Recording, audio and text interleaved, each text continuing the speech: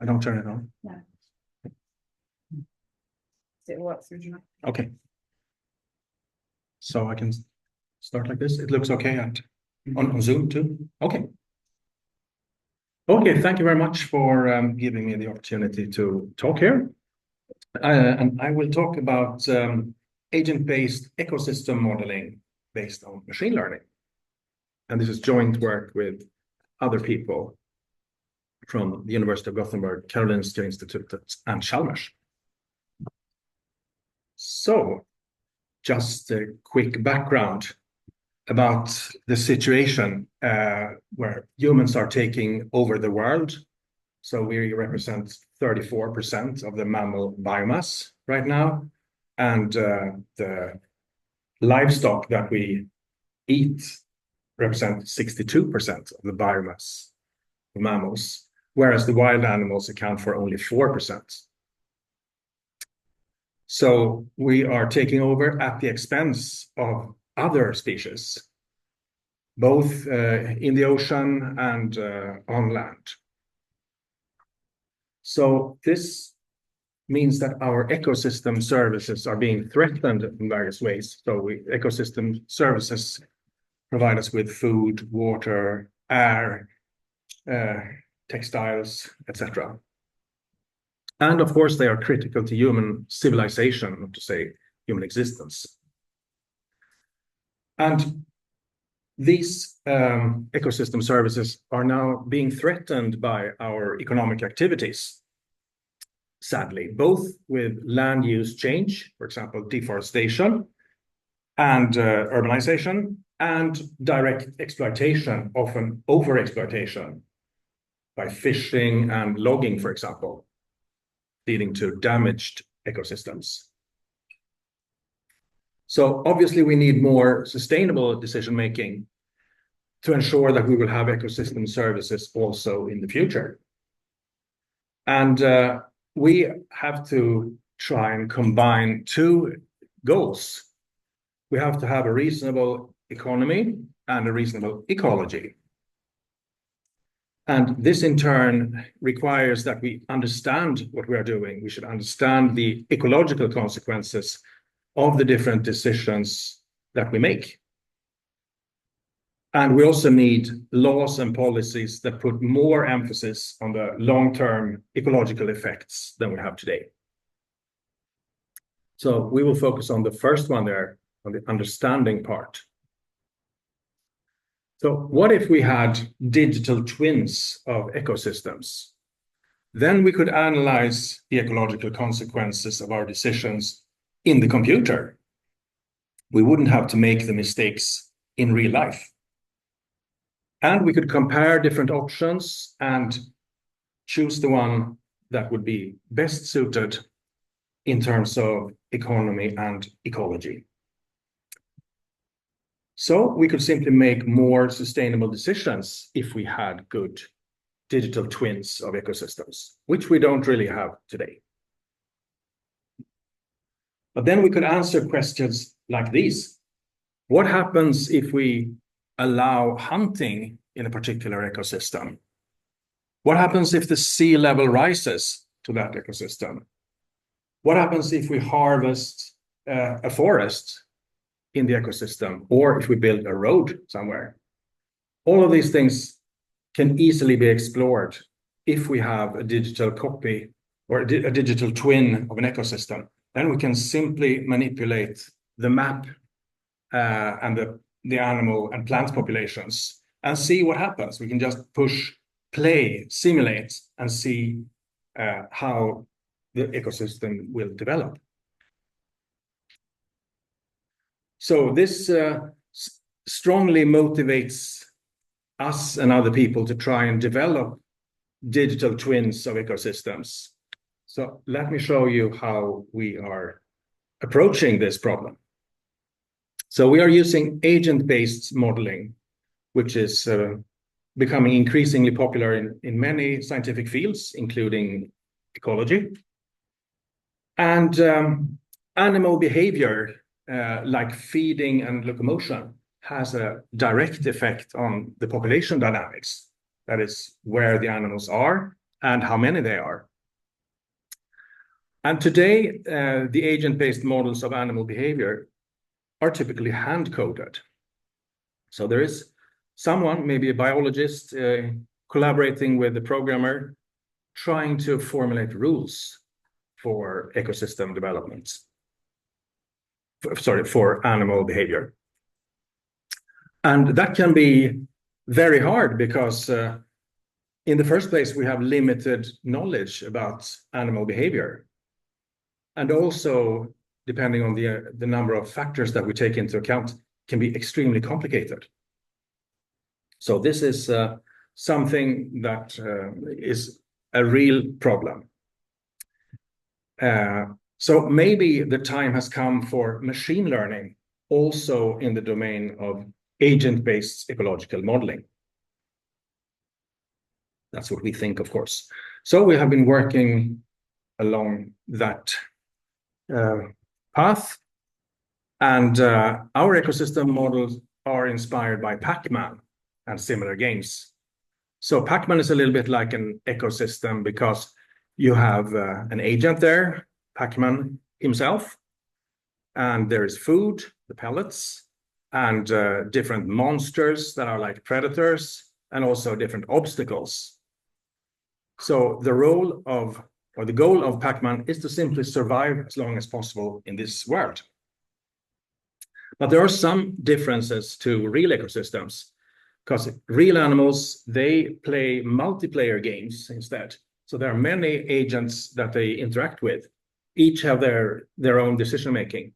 And they also make local observations, so they don't have access to the whole playing field as we do when we play Pac-Man. So let me just show you right away an example of an ecosystem model that we developed. So this is a model of a national park in Italy called Stelvio. It's in the Italian Alps. And there are wolves, chamois, and 3 different species of grass in our model. And these functional groups form a food chain, as you can imagine. And the wolf needs to eat chamois and drink water. The chamois need to eat grass and drink water. And then there are 3 different species of grass that grow back after being grazed at different speed. So here is our model of Stelvio. It's a map of Stelvio, and the blue represents water, lakes. And you see in the 3 shades of green, that's the 3 types of water. The wolves are the red dots, and the sheep can be white or gray, depending on their age. No, sorry, the sheep, the chamois. So let's see what it looks like. So here they are running around in the ecosystem. And you can see that the wolves are hunting the chamois, and the chamois try to get away from the wolves.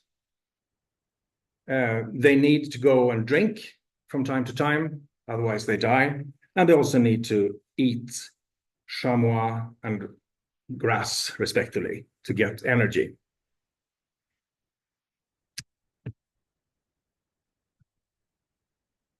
So the performance measure that we use for evaluating our ecosystem models is a version of stability. And in Stelvio and many other places in the Italian Alps, wolves and chamois have coexisted for thousands of years through vastly changing conditions in terms of weather, etc. And we want our ecosystem models to be stable in the same way, so that no species goes extinct. And this is what we call stable. So we run simulations on many different maps, and we hope to obtain behavior that will that will enable the animals to coexist for long periods of time, just like the real wolves and chamois in Stelvio. Okay, so how do we model our environment to begin with?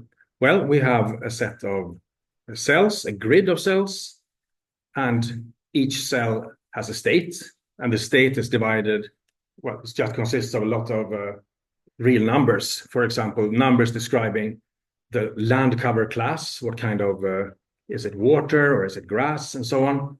And the biological states, the biomasses of all the different species, and the meteorological state with temperature, humidity, etc. So this will be like a map with a lot of extra information, you can say. And then we have the agents. And how do we model them? Well, just as dots, essentially, they don't have any shapes or anything like that. They have a position, they have species, an age, an energy level, and a hydration level. And now we come to an important thing, which is how the agents make decisions in our model. So this is what, let's see. Well, see if I can point with something here. Well, that's a long stick. No, it's okay. I can use my index. So this is like the input-output interface of the decision function of both the chamois and the wolf. And the wolf, for example, will sense its own internal signals, like its own, how hungry it is, how thirsty it is, etc. And it will also perceive its near environment. Let's say it's 3x3 environments. And then it will see or perceive the different properties of those cells. For example, and that represents the external observations. So it can see the biomasses of grass, how much grass there is, how many wolves there are, how many predators, how many conspecifics or competitors there are. Based on that information, the animal will make a decision. It will pick an action from a menu.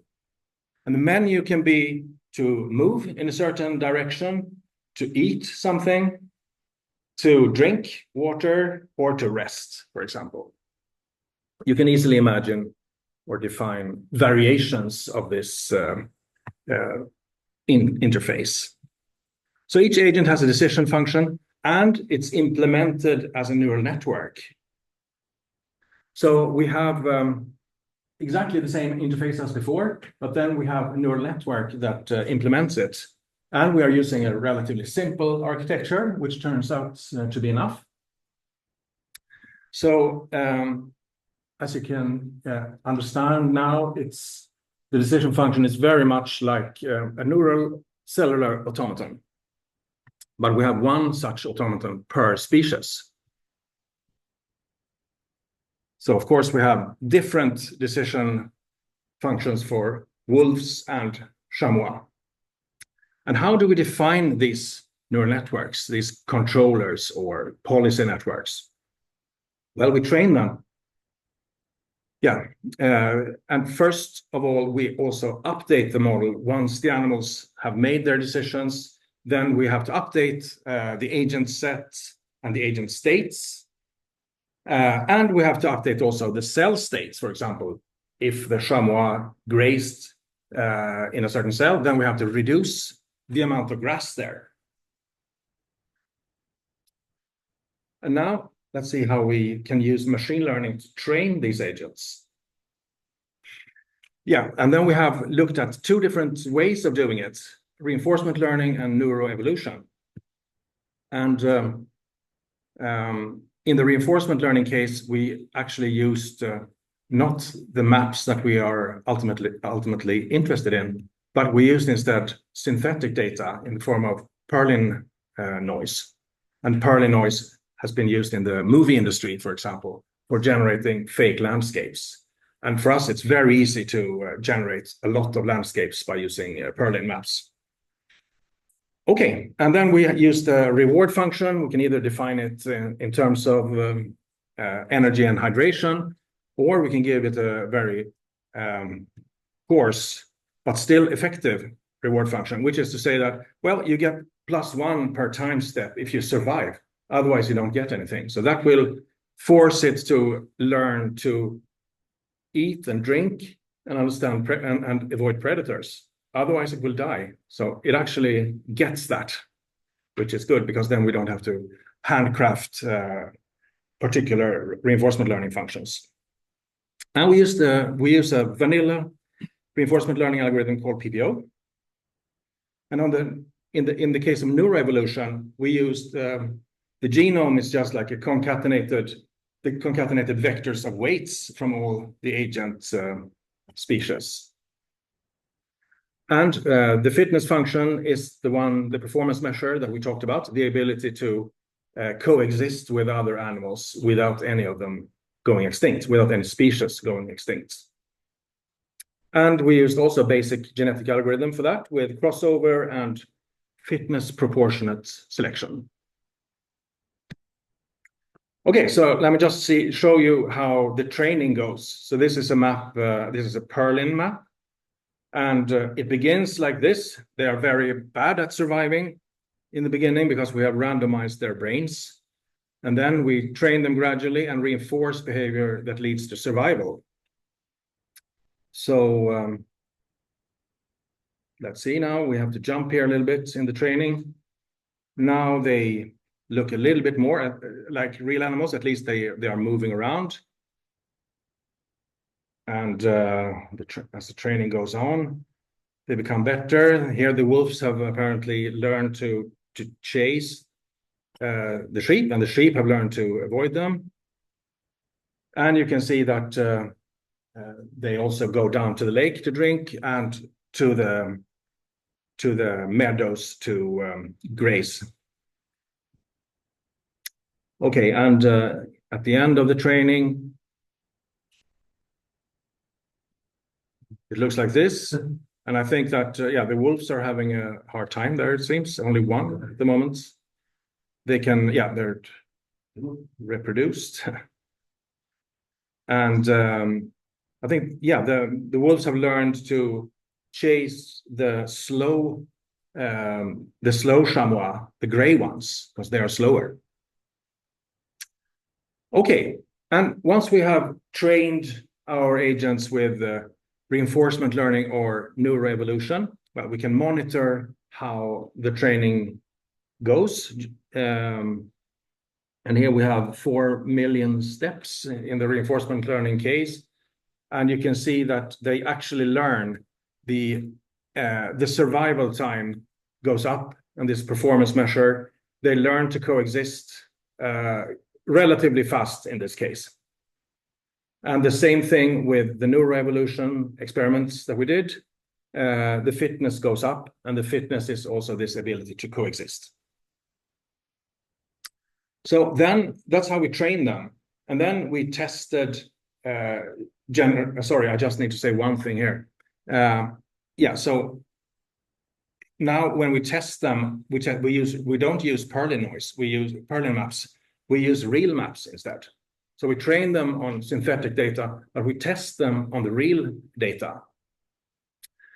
And we train them, so it means that we test them on previously unseen words.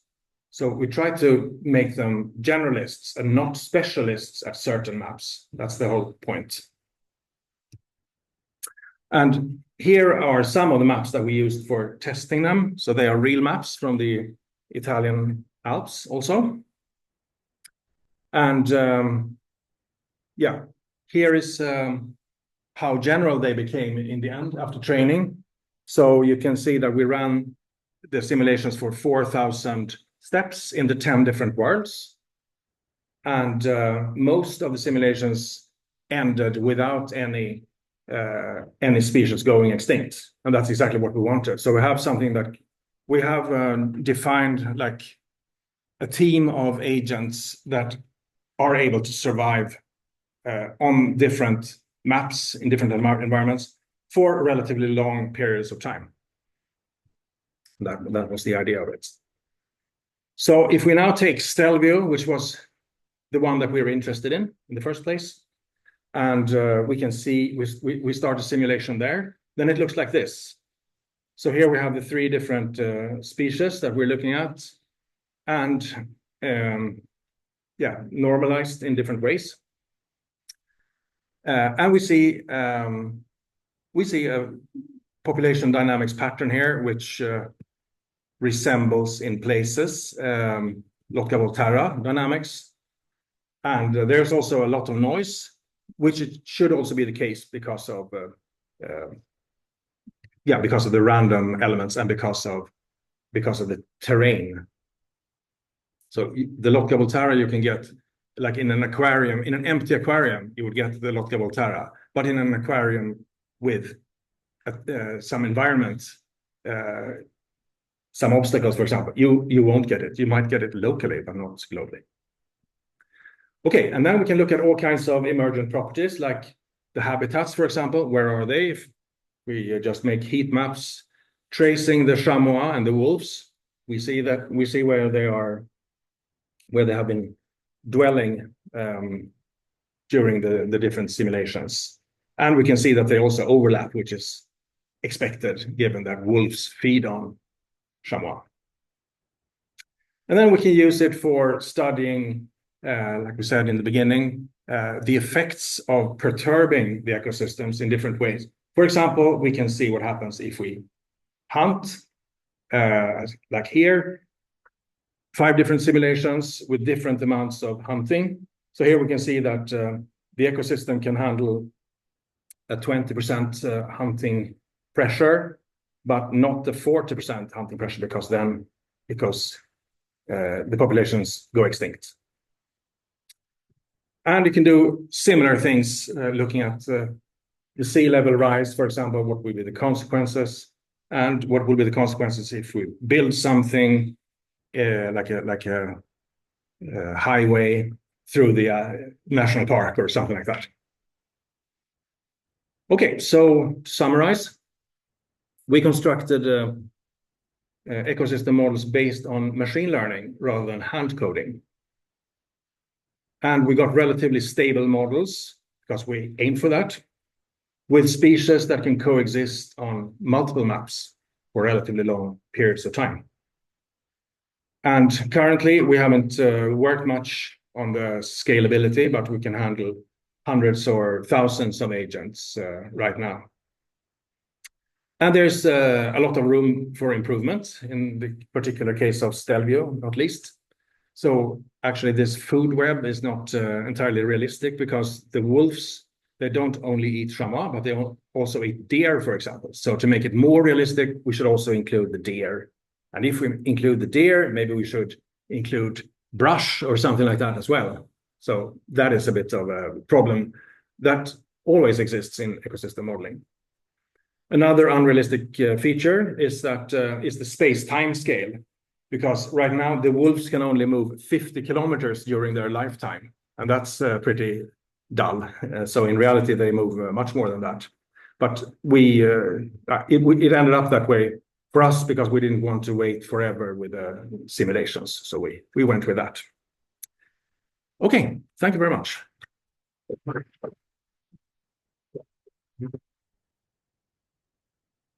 Thank you very much. First. We have time for a couple of questions. I think Oscar's going to be online. You can let them ask. Oh, I'm not here. Yeah, thank you very much. Just getting a clarification question. So you mentioned that environmental grids already have a biomass, like a predator and prey. Yeah. In the meantime, you are also simulating them by using agents. Yes, exactly. That's right. So the biomass of the agents is included in the biomass that that is part of the state of the cell. Collected from the exactly. I think so. You use mostly the Italian Alps as a test. Well, in this case, I showed that example. Yeah. Do you think also for that to also coexist in something different type of geography, like flat Netherlands map, for example? Well, I think probably not, or hopefully not, because I mean we want our teams of species to be able to coexist on a given map, if and only if they do in the reality. I mean, otherwise, for example, if we put them in the desert, well, there are no chamois in the desert, so we would expect them to die there, probably. Which means that in reality, like map is continuously like some part is mounted, but gradually it's getting into the flat land. So which means that eventually, if you extend that map, there's some borders and roughly a border where beyond which they don't really coexist. Well, I guess it depends very much on the terrain. For example, in this case, the wolves move slower in the mountains. So the mountain goats or the chamois, they have an advantage in the mountains. But then they populate the mountains and they need to go down in the valley for food. And then the wolves can catch them.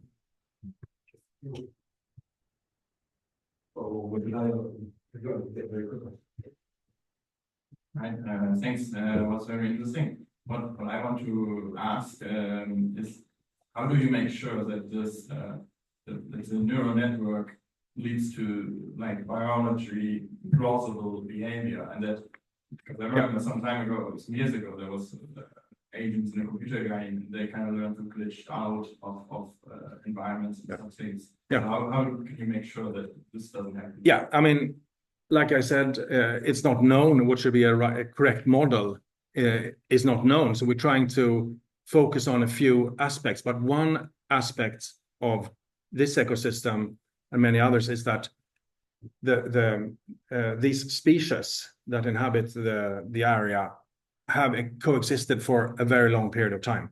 And we want to mimic that particular aspect of a real ecosystem.